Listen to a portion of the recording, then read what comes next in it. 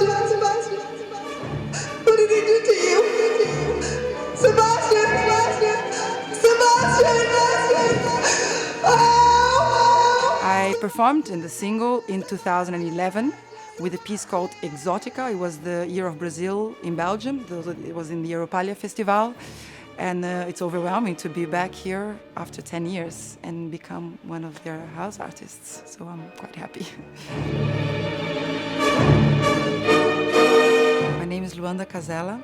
I am a writer and a storyteller. I'm an educator as well, and I make theater pieces. And my background is literature, so I've been for a long time studying narratology and the importance of narratives in our lives and how our identity is formed by those narratives. But in general, my work is about language, how language is constructed, how language makes things possible, and the deconstruction of language also. So my most recent works has been about rhetoric and the techniques of narration that make manipulation of language possible. Violence is written in successful bestsellers on success, urging everyone to become better than themselves, to compete with everyone else. I've been working with a specific technique that is called the unreliable narrator. Is a figure from literature, and this figure is a narrator that will tell you the story. But in literature is a person that will create a certain distance between you and the text. So by creating a certain contradiction in the text, the narrator puts you in a position as a reader where you will have to fulfill the meaning of what I'm saying.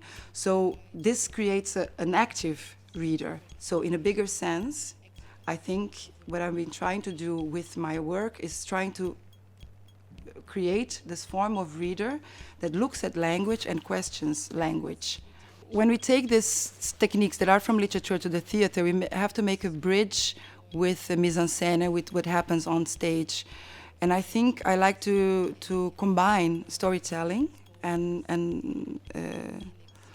the presence of the theater also with this look on how language is constructed. So I try to give the audience the opportunity to listen and to read what's happening on stage, but also at the same time be questioning the language that is being used. So the narratives or the narrative techniques are always being, in a certain way, shown. My previous work, for example, was really a monologue. It was a form of a TED Talk where I told a narrative that could be true. There were some truths in it, and there was a lot of lies also. Short of Lying was called, so the idea of almost lying. While I told a personal narrative, I created insecurity in the audience enough so they could see which narrative technique I was using at each point. They were given the chance of enjoy the story, but at the same time understand how they were being manipulated. And that heavy sound rushes your heart and rips your eyes wide open. You check the clock, it's 3 a.m. And somehow you know you spend the next 5 hours trying to understand the twilight. They call it the early bird tendency, whatever that means. Now I'm working with another popular format, which is the quiz format.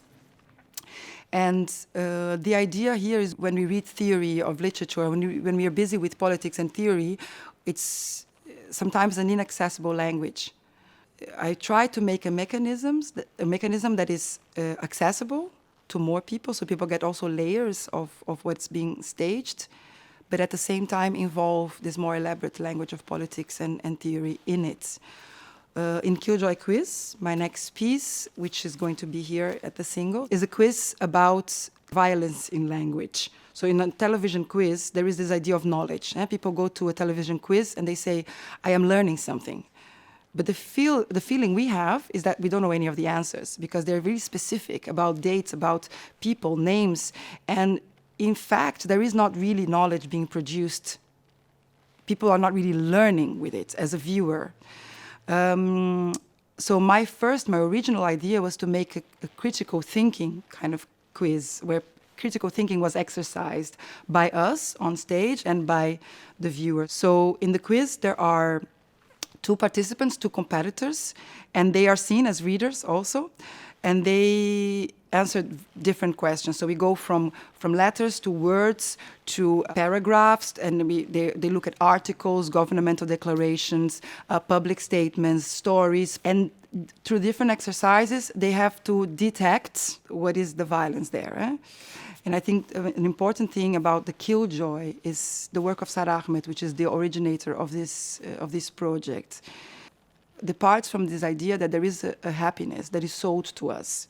So the normative happiness. So it's marrying, it's having children, it's being rich, it's success. Also what you want to achieve is the normative family, also the nuclear family, mother, father, heterosexual. So what happens to those that fall out of this narrative? They are either considered unhappy, or when they are not included, they are killjoys. When they say, when I'm on a wheelchair and I say there is no place this building is inaccessible to me, I have to be the one complaining. And when I complain, I become the problem.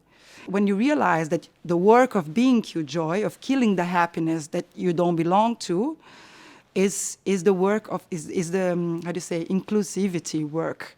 So as we recognize ourselves as killjoys, we understand that we are not spoiling the happiness of others, as the expression presupposes. We are actually trying to break through this narrative of happiness. And again, to go back to the idea of major narratives that form us, I think this heterosexual normative reality is a big narrative that we are totally victim of. So in the quiz, they compete to be the best killjoys. And the idea there is that coming to dialogue would be a way of being the best killjoy and not really winning in the sense of success. Success is also part of this normative narrative. I think we are trapped in this idea of planning your 5 years ahead. So I hope I'm really chill in 5 years.